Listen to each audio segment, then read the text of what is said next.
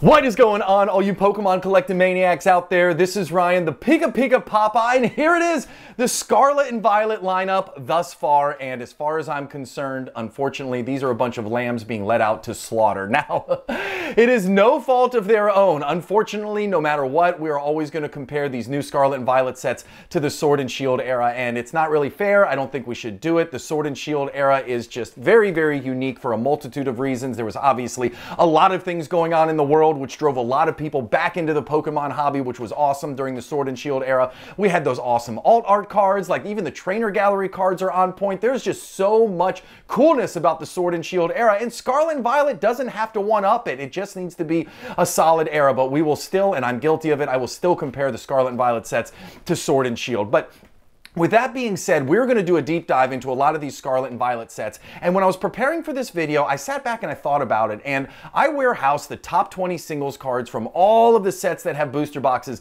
in the Sun and Moon era. I do it for the Sword and Shield era. I do it for the XY era. Listen, I'm going to do the XY video later this week. I can't wait to share it with you. What's going on in the XY space is incredibly awesome and just super exciting.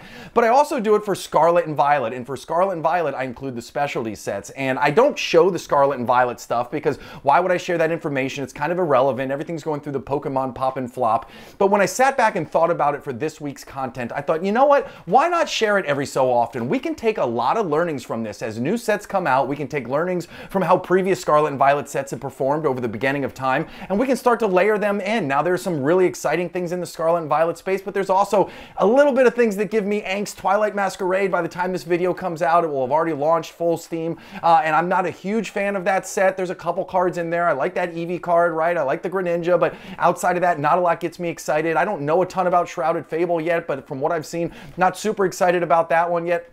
Paradox Rift, not my favorite set in the world, but there's still a lot to be excited about. So I'm pumped to share with you this content. I'm pumped to share with you all of these data changes and how all of this stuff has moved month over month. So with that out of the way, as I said, we do warehouse tons of data. I love doing it. I love sharing it with you. But if you've been watching this channel and you haven't hit the subscribe button yet and you enjoy that content, hit that subscribe button. If you have questions or comments, drop them down below. And as always, if you like what you see, give us a big old thumbs up. We do a ton of work here. Those three small things go a long way in helping us out, and I appreciate it more than I could possibly say. With that out of the way, let's start looking at these first two sets from Scarlet and Violet, and that's Scarlet and Violet Base and Paldea Evolved. So Scarlet and Violet Base, I started warehousing all of these top 20 singles card prices in September of 2023.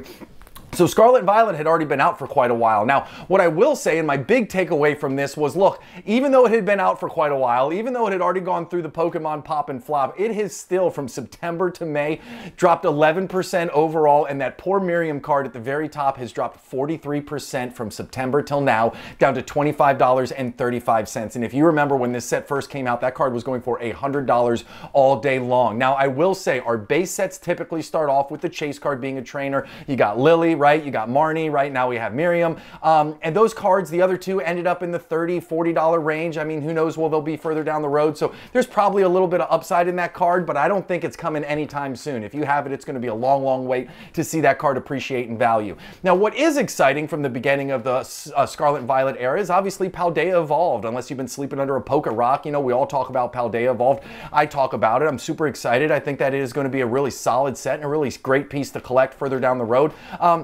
But what's cool is it's that Magikarp card that has really popped off that a lot of people talk about, but there's so much more beyond that, right? You have the Iono card, and the Iono card has performed really, really well. And then you also have a couple others. And one of the things that I wanted to call out is this is not just about the Magikarp, right? Like you got the Raichu right there, you got the Tyranitar right there. We don't typically see these type of price spikes in these cards this early on in a set's launch. And so this is exciting for me. I think one of the things that's driving this is the gem rate is so poor in Paldea Evolved. I think a lot of people, myself included, feel very safe that the market isn't going to be flooded with a lot of gem mint 10s of these in the future, which is why I think that people are really starting to pile in right now, trying to find those minty copies, send them out to PSA. Most people are getting their heart broken because the overall gem rate is like 20-something%, but still it's the chase which is driving the price, and I think that's really cool here. Paldea Evolved is going to be a great set. I'm really excited to see where it comes out in the future. I'm not ignorant. I do think we'll probably see a restock or a reprint of the booster boxes simply because, you know, Pokemon loves to do that whenever there's a set that's super hot, so I wouldn't be surprised if we see it here. But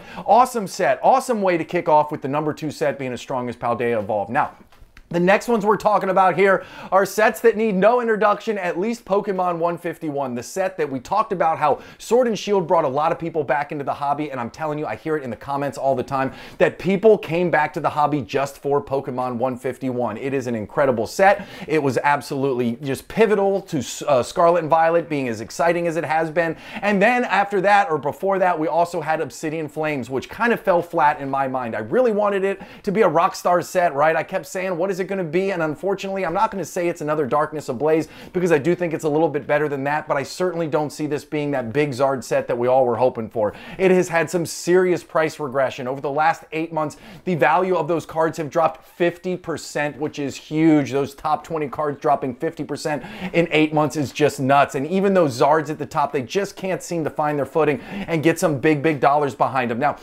Pokemon 151 is a whole nother side of the coin. Now, over the last 7 months, the data is now caught up, right? We have data from when it first came out. We've got it from October till May. It has dropped 9%, but for a brand new set, that is nothing. That is nominal. A 9% drop is a freaking win in my books. And you even see that the Chase Zard up there is up 3%. Now, some of the other cards, they got a little bit too hot to handle there for a while, but my gosh, Pokemon 151 is performing really well. Now, poor Obsidian Flames, as I said, there's only 4 cards over $10. The average for the top 20 is $7.77. Oh my goodness, not a lot of excitement in Obsidian Flames right now. But as I said, it is 2 Charizard sets, and I love seeing the strength of the 151 Charizard right there.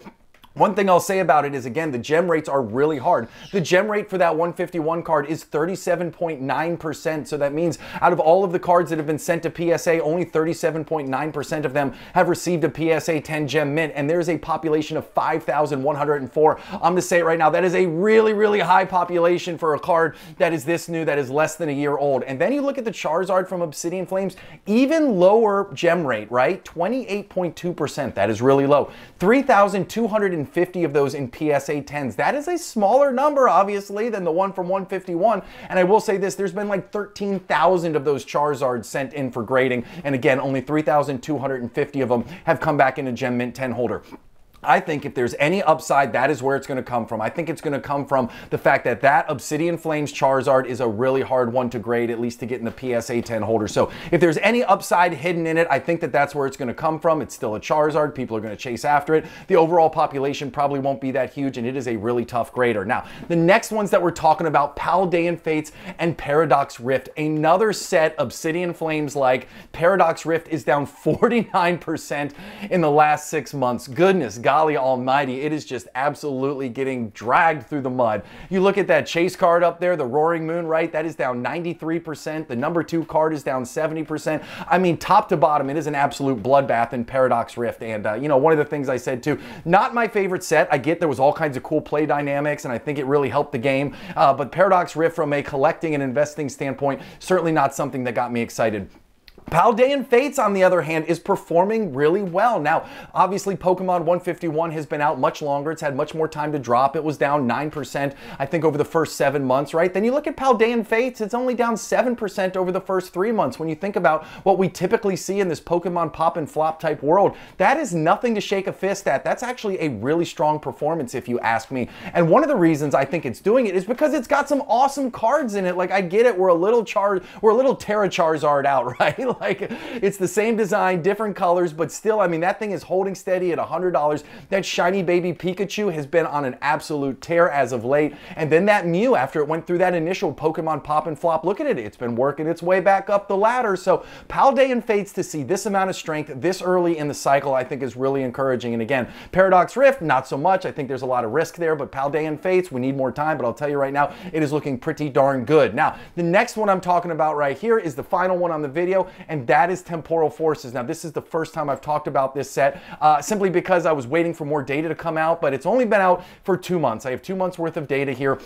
It's down 11% over 2 months, which isn't incredibly exciting. But I am a closet Temporal fan. I'm not going to lie to you. First off, I'm a Gengar fan. I make no secret of that. Obviously, there's a Ghastly card in here, right? And there's the Morty's card in here, which I don't consider either of them a Gengar card, but at least my man is on there. I like the Iron Crown artwork. I'm not going to lie to you. I think that could be a sneaky play in the long run. And then if pull rates really are as bad as we have been told, then I think that that can be a good indication of value in the future. When you think about all of these Sword and Shield sets that have performed really well, they have all had really bad pull rates. Now, of course, you know I'm not going to let you get off the final slide without talking about these. So you got the Morty's Conviction that I was talking about.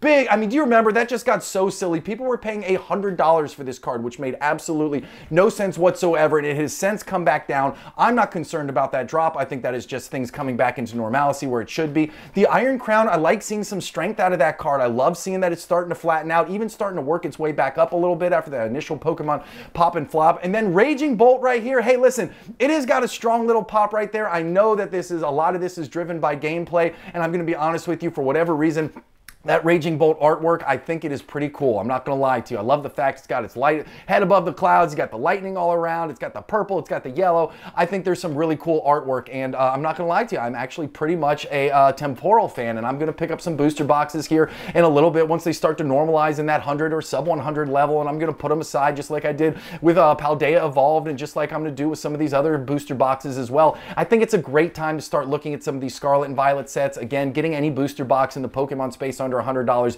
is almost always a win. So I get excited about that. And as much as I said there's some things to be concerned about, I do think that there's an equal amount of things to be excited about in Scarlet and Violet era. I can't wait to see what the future holds for us. I can't wait to share more videos like this with you. And I can't wait to continue to learn as we warehouse this data and see how trends are moving over time. If you made it to the end and you haven't hit the subscribe button yet and you enjoyed this content, hit the subscribe button, give us a thumbs up, drop a comment down below. I appreciate you more than I can say. I hope you have an epic one, and I'll talk to you soon. See you later, everybody. Bye.